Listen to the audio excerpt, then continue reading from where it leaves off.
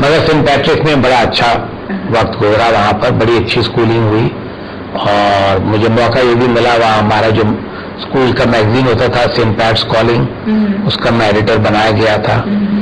تو انگلش کا لکھنے دکھانے کا شوق، آپ کا جو ایکسٹرا ایکٹیویٹیز تھی، صرف کتابی کیا نہیں تھے آپ کی جہاں ایجوکیشن سائٹ پہ آپ کے جو آپ اس پہ دیکھتے ہیں گریڈ کلاس دیکھیں وہ بھی آپ اسٹوڈنٹ رہے، اور ان تمام ایکٹیویٹیز میں آپ انوالو رہے. اچھا، آپ ایز ڈبیٹر بھی آپ کا نام رہا، اب اوور آل پاکستان کے لیول پر آپ نے ڈبیٹس کمپٹیشن ون کیا ہے، تو اسکول سے ہی ڈبیٹس کا سلسلہ شروع ہو چکا تھا یا یونیورسٹی پہنچنے کے بعد پھر یہ سلسلہ شروع ہوا؟ اسکول میں بھی کچھ موقع ملا ڈبیٹنگ کرنے کا، اور کچھ مجھے پوئٹری ریسائٹ کرنے کا بڑا شوق تھا. تو جب بھی اسکول میں کبھی کوئی فنکشن وغیرہ ہوتا تھا تو پرنسپل مجھے کہتے تھے کچھ تقریر کرو یا کسی کو ویلکم کرنا ہوتا تھا. یعنی آپ کی اردو کے بعد ہی اچھی بہت زیادہ ہوا کرتی تھی؟ میں انگریزی میں زیادہ کرتا، انگریزی میں زیادہ میرا. پھر جب میں کالج میں گیا وہاں پر بھی پھر مجھے میگزین کا ایڈیٹر بھی بنا دیا گیا، اور پھر میں اور پاکستان ڈبیٹس میں نے حصہ لینا شروع کیا اور کافی کامیابی ہوئی.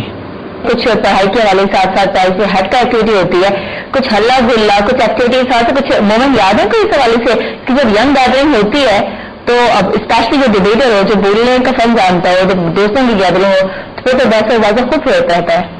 نہیں، کافی کرکٹ بھی کھیلتے تھے، اور کچھ اس زمانے میں ہم لوگ کے لیے جو اسکول میں ہی ہوتا تھا کہ جو آدمی تھوڑی بہت شیطانی کر لے یا کوئی بیسٹ کوئی مومنٹ یاد ہے ایسا کوئی اسٹوری سمجھ میں بڑے مزیدار کی ہو؟ ویسے تو مجھے جو اسکول میں ہمارے ہوتے تھے، جو ہمارے فادرز ہوتے تھے وہ بڑے اسٹرکٹ ہوتے تھے، جو آئرش پولیس ہوتے تھے، اور وہاں پر ان کی سزا ہوتی تھی اگر کوئی شیطانی کر رہا ہے پکڑا گیا ہے تو نیل ڈاؤن ہونا پڑتا تھا. تو مجھے یاد ہے کہ ایک دفعہ ہم نے ٹیچر ہمارے ہوتے تھے میتھس کے ٹیچر سائمن ڈلیما، تو کسی نے ان کے پیچھے اس کا مذاق اڑایا، وہ بورڈ پہ لکھ رہے تھے، کسی نے کچھ اس کے متعلق کوئی ایسی کامنٹ پاس کیا تو ہم سب ہنسنے لگے. تو جب اس نے منہ موڑا دیکھا، میں باقی سب چپ، میں ابھی ہنس رہا تھا. اس نے کہا کیا کہا؟ میں نے کہا مجھے نہیں پتا، نیل ڈاؤن. تو پھر نیل ڈاؤن ہو اتنی دیر میں پرنسپل واک کرتے انہوں نے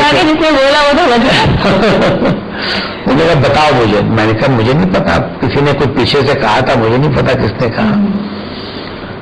خیر پھر اس نے مجھے کہا تم کلاس کے باہر جا کے نیل ڈاؤن تمہاری. تو سب سے بڑی پنشمنٹ ہوتی ہے کلاس کے باہر جا کے نیل ڈاؤن. تو کبھی کچھ ایسا انسیڈنٹ نہیں ہوا کہ آپ نے کوئی بات کہی اور سوچنا پڑا تھا وہاں یہاں سینسر کرنا ہے، یہ بات کہنی ہے یا نہیں کہنی؟ نہیں، میں وہاں ڈبیٹ کیونکہ محدود انوائرمنٹ تھا، پولیٹیکل ایکٹیویٹی لوگ وہاں پر گورنمنٹ تھریٹن کرتی ہے، جہاں پر کہ عام آدمیوں پہ اگر آپ جا کے امپریشن کریں، کسی کو اکسائیں کہ آپ ریوولٹ بغاوت کریں یا کچھ کریں.